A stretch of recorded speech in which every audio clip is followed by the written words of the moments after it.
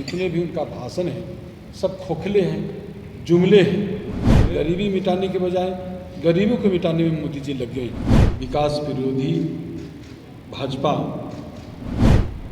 जो सामाजिक सौहार्द बिगाड़ने की साजिश रच रही है, संविधान को, संघीय ढांचे को कुचल रही है, नष्ट कर रही है।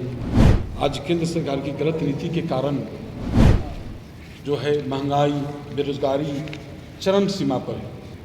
प्रेस कॉन्फ्रेंस में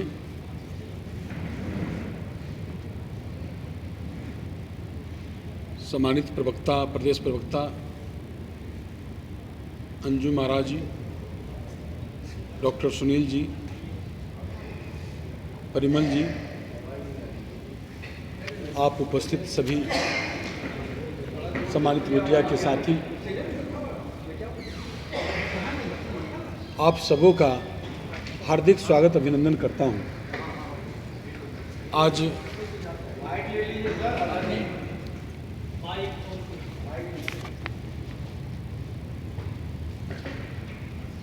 आज महत्वपूर्ण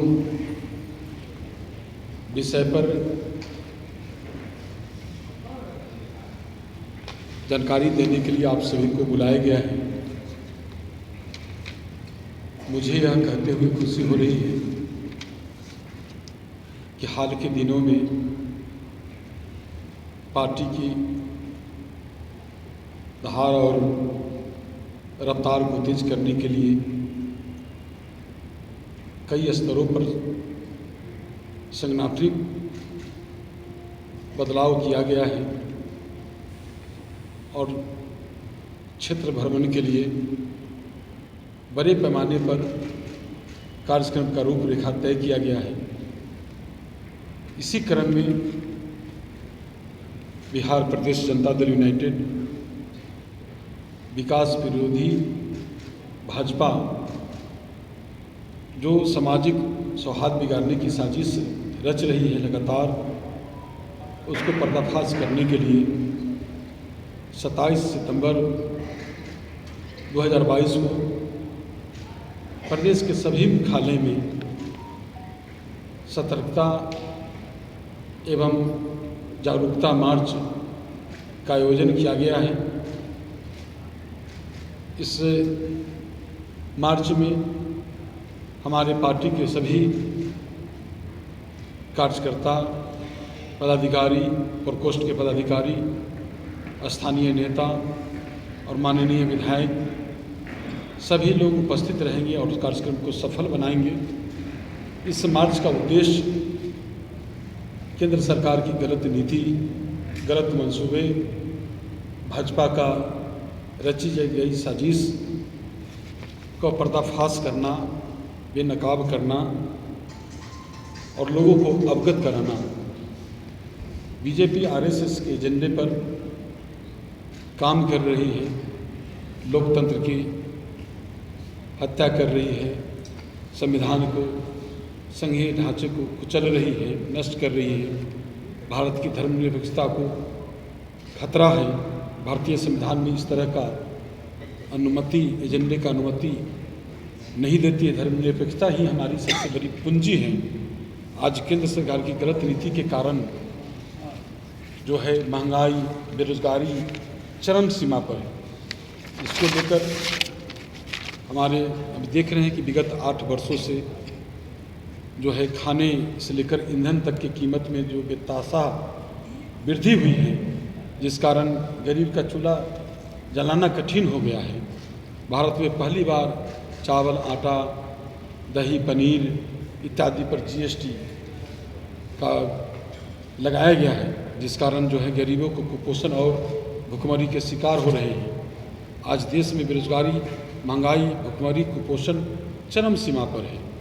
नरेंद्र मोदी जी का भाषण ही हम लोगों में सुनने में अच्छा लगता है, लेकिन जितने भी उनका भाषण है सब खोखले हैं, जुमले हैं। नरेंद्र मोदी जी बोलते हैं गरीबी मिटा देंगे और गरीबी को बढ़ा दिया।